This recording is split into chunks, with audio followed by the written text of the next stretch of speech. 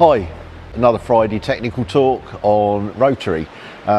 What we have here is a Norton Commander which we've got in for service and check-in. One of the first things we do, and I believe we're probably one of only a few people in the world that can do this, is we do a digital compression test.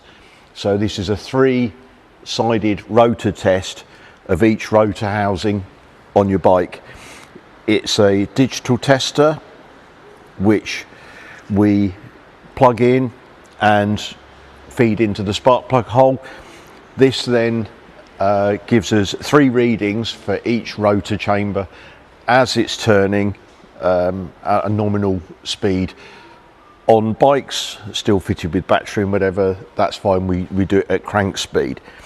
So I'll now start doing a test, and as you'll see, what will happen when we put the ignition on, we fire the tester up, it then gives us a sequence which we follow, and it will give us a reading which hopefully will be around 100 for each chamber and well balanced. So let's have a look, see what we get from this bike. Okay, ignition on, tester on, that will come up with start test. I'll now start cranking for the sequence. At the moment, just out of interest, this is for the right hand chamber. We do each, but I'm going to only just show you the right.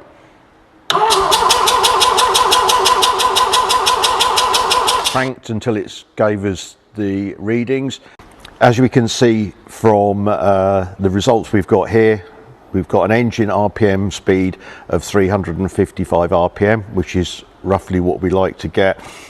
And as I say, we do that cranking on the batteries, or we've got a rolling road set up here to give us about 350 RPM as well. The PSI readings for each side of the rotor, so the three sides, 115, 112, 113. So as you can see, that's well within our specific range for what we expect for a Commander rotor, and also really well balanced. So really nice, healthy engine here on the right hand side, and I'm pretty confident that we'll see the same on the left.